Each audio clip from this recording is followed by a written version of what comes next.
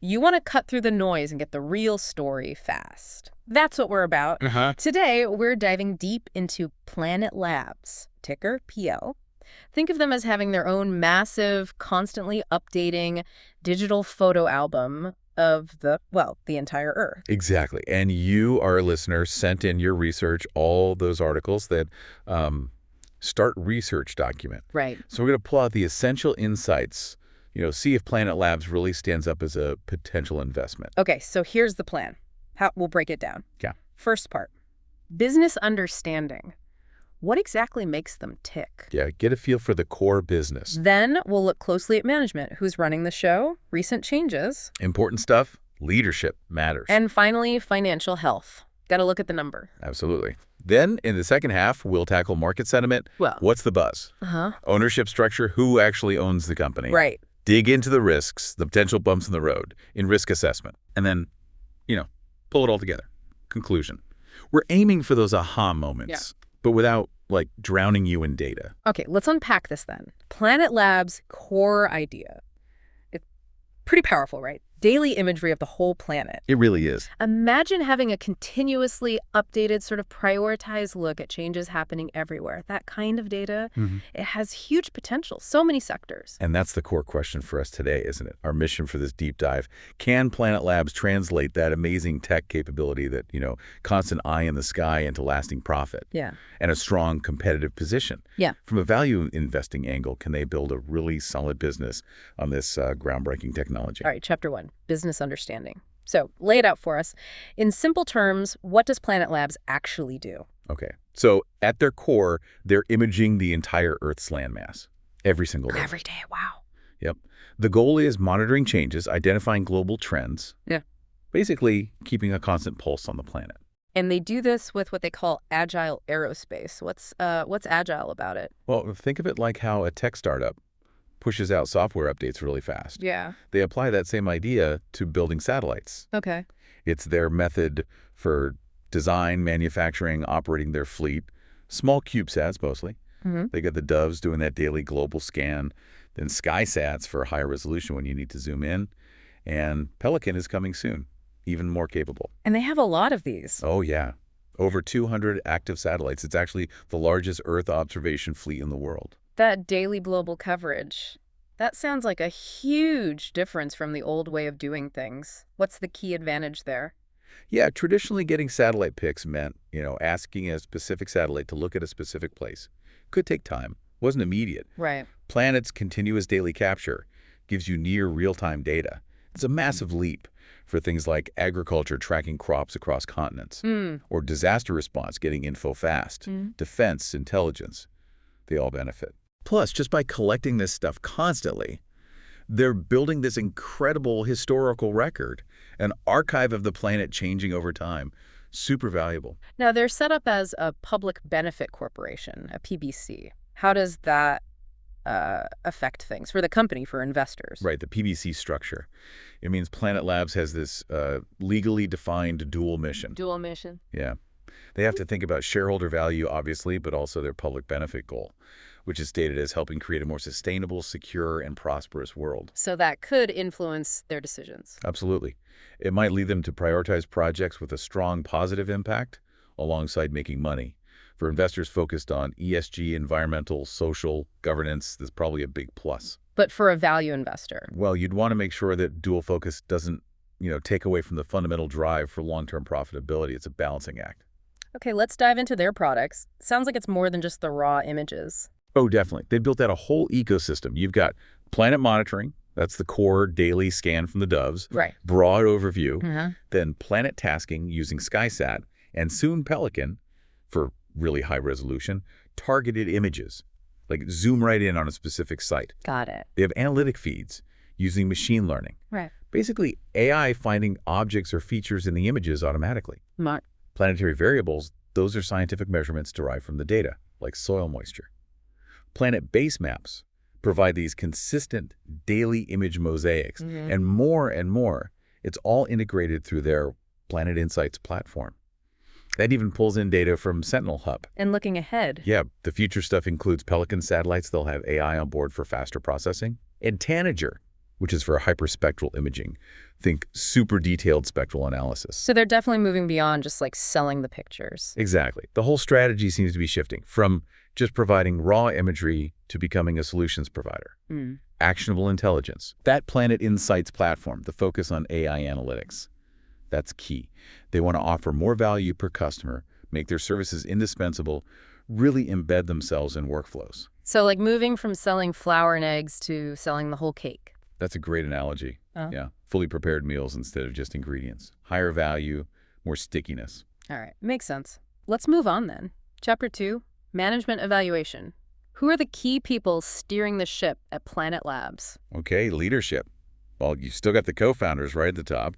William Marshall is CEO and chairperson. His background's physics, space science, NASA experience. Robert Shingler is chief strategy officer, also on the board. He also has a NASA background, more on strategy and policy. So the original visionaries are still there? Yeah. Their continued leadership provides that deep understanding of the vision, the tech. It's important continuity. And we've seen some recent shuffles in the executive suite, right? We have. Kevin Weil, who was president of product and business, left recently. Ashley Johnson, who was president and CFO, has now taken on expanded responsibilities.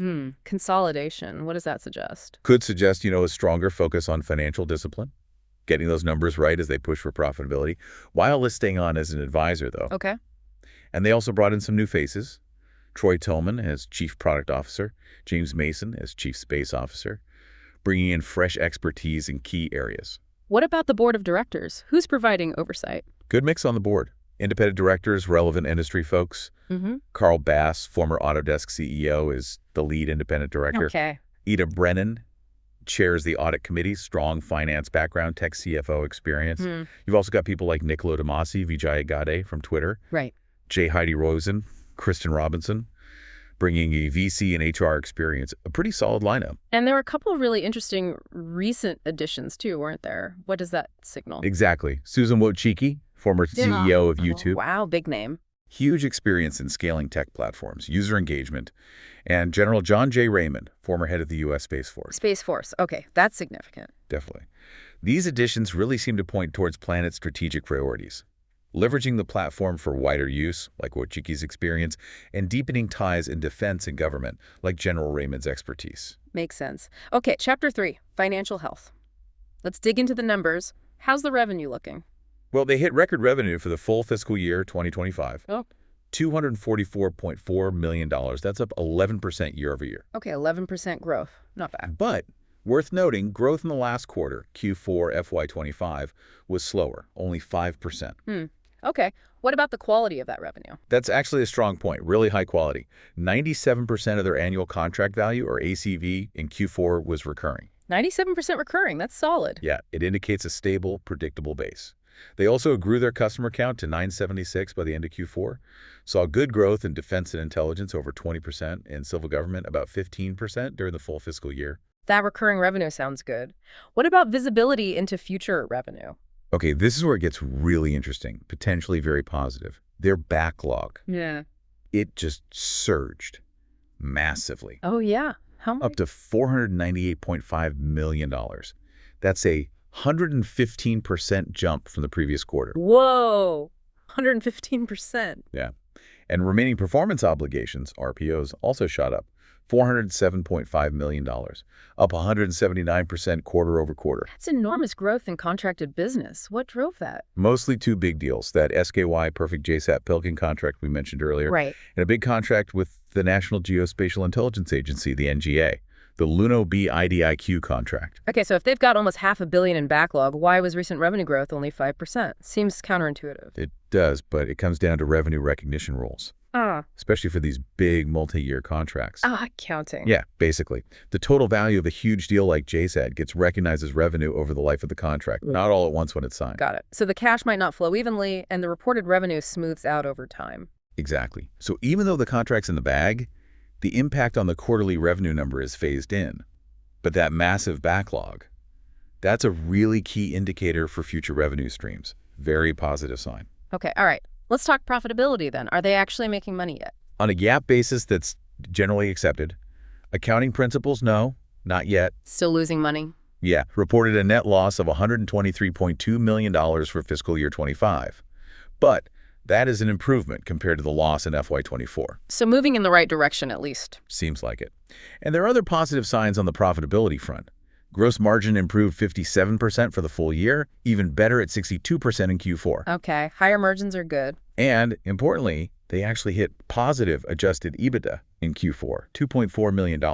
And the adjusted EBITDA loss for the whole year narrowed quite a bit. Adjusted EBITDA. Okay, so profitable on that non-GAAP measure in Q4. What about their spending? Keeping costs under control. Well, operating expenses are still significant. R&D, sales and marketing, G&A. They're investing heavily in growth and innovation. Makes sense for a company like this. They did do a headcount reduction, though. Cut staff by about 17.8% during FY25. So definitely some cost optimization measures happening. Right. Ultimately, getting to GAAP profitability, real net income, that's going to require revenue growth consistently outpacing those investments. And what about their balance sheet? Do they have enough cash? Too much debt? Seem to be in a pretty healthy spot liquidity-wise. As of end of January 2025, they had $222.1 million in cash, equivalents, and short-term investment. Okay, decent cushion. Yeah. And their current and quick ratios, those measures of short-term liquidity, are both above 2. Suggest they can cover near-term bills. Debt. There was a bit of conflicting info in the sources you sent. One said around $21 million, another closer to $111 million. So we'll need the official 10K filing for FY25 to get the definitive number there. Okay. Assets and equity? Total assets around $633.8 million. Estimated stockholders' equity around $441.3 million. What about cash flow? Generating cash? Using cash? Still using cash. Negative free cash flow currently. Which, isn't unusual for a high-growth company investing heavily. Right, standard growth phase stuff. Yeah. Net cash used in operations for FY25 was around $14 million. Investing activities actually brought in cash, likely managing their investments. Financing activities used about $15 million. So when do they expect to be cash flow positive? Management's target is within 24 months, starting from March 2025. So sometime in early 2027. Okay. And capital expenditures. Yep. That must be significant with satellites. Definitely. Their guidance for Q1 FY26 CapEx is $11 to $16 million. Yeah. And yeah, CapEx is recurring. They constantly need to replenish and upgrade satellites. So sustained positive free cash flow means operating cash eventually has to cover all that ongoing CapEx. Exactly. That's the hurdle. So the JSAT partnership helps a bit there, sharing some of the Pelican CapEx burn. Finally, on financials, what are the key metrics to watch and what's the outlook for the near term?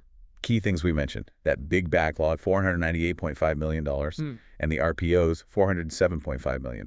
Huge indicators. Right. Customer count ended Q4 at 976. Okay. For Q1 FY26, their guidance is revenue between $61 and $63 million, non-GAAP gross margin 58-60%, and an adjusted EBITDA loss between $2 and $3 million. So still guiding for small adjusted loss near term. Yeah. But looking further out, management expects revenue growth to double in FY27 compared to FY26.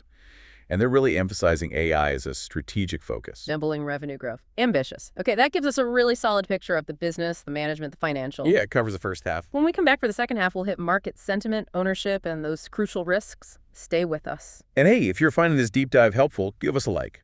And subscribe to Stock Analytics AI. That's right. And for our $4.99 month members, remember, send us a ticker. You get priority for a deep dive analysis just like this one. Earnings, the works. We'll be right back after this. Welcome back to the deep dive. We're digging into Planet Labs. Let's kick off the second half with Chapter 4, Market Sentiment. What's the vibe around PL stock? Okay, market sentiment. Currently, the stock's around, $3.93. Market cap about $1.19 billion. All right. What about valuation ratios? Price to sales? Price to book? Price to sales is roughly 4.87x. Price to book is in the range of 2.44x to 2.69x based on the data we have. How did that stack up? Well, compared to the broader aerospace and defense industry, that price to book might look relatively low, potentially undervalued. But the price to sales, nearly 5x, is pretty high. Suggests the market is definitely expecting significant growth. Which makes sense, given our earlier discussion. Right, because they're not profitable yet on a GAAP basis, so traditional earnings metrics don't really work. How do analysts try to value them then? Exactly. Since earnings are negative, you lean heavily on future projections. Methods like earnings power value or, more commonly, discounted cash flow DCF analysis get used. But those depend heavily on assumptions. Yeah. Hugely. future revenue growth, profit margins, how much CapEx they'll need, the discount rate you choose, the long-term terminal growth rate. Tiny changes could make a big difference in the valuation. Absolutely. These models are very sensitive to those inputs. So you have to take intrinsic value estimates with a grain of salt. So putting those challenges aside, what are the analysts saying overall? Buy, sell, hold? The general consensus seems to be a buy. The average price target is around $5.64. Okay, about 40% upside from the current price on average. Yeah, but there's a pretty wide range in those targets. Yeah. From a low of about $3.50 up to, well, there's one outlier target way up at $24.59. Wow, someone's optimistic. Any recent analyst moves? Yeah, Needham reiterated their buy rating recently. But Goldman Sachs actually downgraded the stock to neutral not long ago, so bit of a mixed picture on recent actions. What about other sentiment indicators? Short interest, options market? Short interest is moderate, around 4.01%. Not extremely high, suggesting not a huge number of people are betting heavily against it right now. Okay. And the put-call open interest ratio, looking at options data, it might hint at a slight bullish leaning, more bets on the price going up than down, potentially. So overall sentiment? I'd say cautiously optimistic. Analysts see the growth potential, but they're also aware of the current lack of profitability and the execution risks. It's that classic growth story tension. All right, let's move to Chapter 5, ownership structure. Who actually owns Planet Labs? Big institutions, insiders, retail. Okay, ownership. Institutions hold a pretty substantial chunk, somewhere between, say, 45% and maybe up to 59%, depending on the source. So nearly half to well over half is institutional money. Yeah, around 359 institutions holding roughly 158 million shares. What about insiders? Management, founders? Insider ownership is estimated between about 4% and maybe 15%. Again, sources vary a bit. Co-founder William Marshall has a decent stake, around 1.25%. So management has some skin in the game. And retail? Retail investors likely hold the rest, maybe around 40% or so. Who are some of the big institutional names holding shares? Well, the biggest one that stands out is Alphabet Google. They hold over 10%, around 10.57%. Google.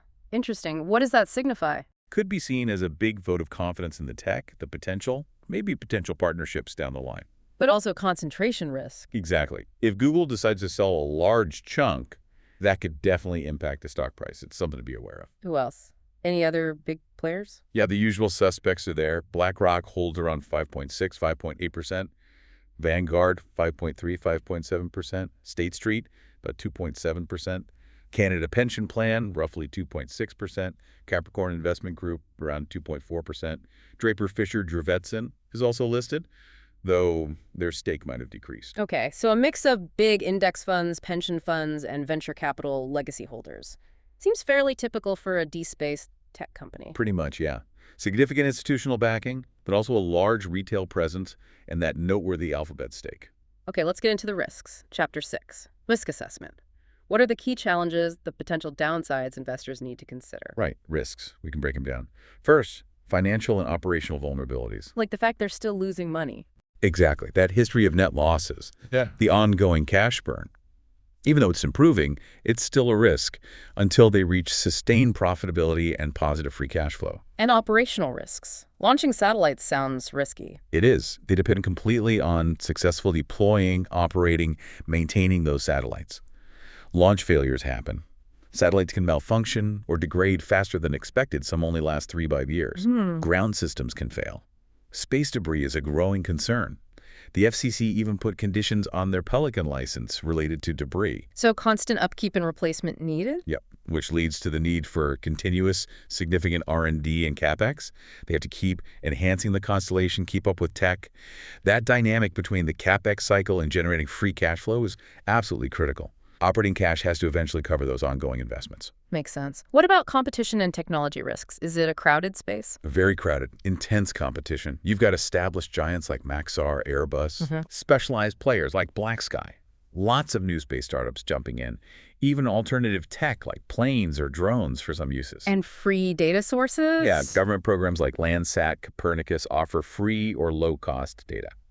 So there's always the risk that a competitor solution or even free data might be good enough for some customers, especially at lower prices. And the tech itself changes It's fast. incredibly fast. Satellite tech, sensors, data processing, AML, they have to constantly innovate, just to stay ahead. Mm. There's always the risk a disruptive new technology emerges and leapfrogs them. What about regulatory, legal, and geopolitical factors? Lots to consider there, too. Complex licensing from NOAA, FCC, the potential for shutter control, where the government restricts imagery collection. Right. Strict export controls, ITAR affect international business. Data privacy, security are big concerns. Any legal issues? Well, the research mentioned that FCC order on the Pelican license involving SpaceX, so there are ongoing regulatory processes. And geopolitical stuff. Yeah, that can cut both ways. International tensions could limit where they can sell or operate, but sometimes instability actually increases demand for their kind of intelligence gathering. Government leverage is always a factor, too. One specific risk highlighted was the U.S. tariffs from 2025. How might those bite? Right, the tariffs. They're likely to hit manufacturing costs. Tariffs on electronics, special materials from China and elsewhere. That directly increases the cost of building satellites. Components, materials, yeah. Could also raise costs for ground systems, IT infrastructure, potential for supply chain delays, longer lead times too. Any indirect effects? Possibly. If their customers in other industries get hit by tariffs, that could dampen demand. And competitors with less exposure to these tariffs might gain an edge. So what can Planet do? Strategic adjustments. Look for alternative suppliers, maybe source more domestically if possible. Invest in R&D to become less reliant on specific tariffed goods, but it definitely adds cost pressure. Finally, on risks, let's touch on ESG. Planet is a public benefit core. How does that play into the risk-reward?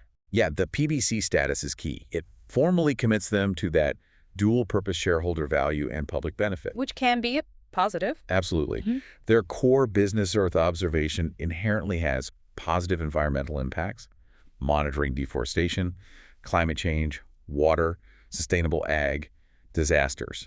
They have social commitments, too, like a human rights policy, providing data for NGOs. And as a public company, they have governance standards, reinforced by the PBC structure. It definitely attracts ESG investors and customers. But the risk side of that? It's that balancing act again, ensuring the pursuit of the public benefit mission doesn't compromise the path to profitability and strong financial returns for shareholders. It's a core tension inherent in the PBC model that investors need to watch. Okay, really comprehensive look at the risks. That brings us to Chapter 7, our conclusion. Let's try and synthesize all this. All right, so our mission today, using the research you provided, was to look at Planet Labs through a value investing lens. Yeah. What do we find? Well, we found a company with a really unique capability, that daily global imagery, the growing data archive, that feels like a potential moat. Definitely a strong foundation. And management seemed to have a clear strategy. They're aiming for growth, profitability, that huge backlog, and the improving adjusted EBITDA. Those are positive signals. There's always a but with growth stories. Always. They're not consistently profitable yet on a GAAP basis. They're still burning cash. Yeah. And we just went through a whole list of risks: financial, operational, competitive, tech, regulatory, geopolitical, plus those tariffs. So addressing you, our listener, directly, what's the bottom line? Well, Planet Labs definitely has a compelling story. They're in a growing market. They have that mission-driven PBC angle. They won some big contracts recently. But from a conservative value investing standpoint, you'd likely want to see more concrete proof. Sustained profitability, consistent positive free cash flow generation, before you could build a really strong investment thesis. The potential is there, but the proof isn't fully baked yet. Right. Just like our stock analytics AI members get that prioritized deep dive analysis, this has been our thorough exploration of Planet Labs based on the info you sent us. And maybe a final thought to leave you with. Think about all that data Planet is collecting. Combine that with increasingly powerful AI. What completely new, maybe unexpected applications or industries could be totally transformed by this continuous global view in the next few years? Interesting question. Something to chew on. Definitely. Okay, if you found this deep dive into Planet Labs insightful and you want to explore other complex topics with us, be sure to subscribe. Stock Analytics AI YT. And just the necessary disclaimer. Research and AI disclaimer. Please remember, this discussion is for informational purposes only. It's not investment advice. The information is based on the sources provided and our interpretation as of today. Investing involves risks. You could lose money. Always do your own research, your own due diligence, before making any investment decisions. And we may have used AI tools to help prepare supporting materials for this discussion. Thanks for joining us on the Deep Dive.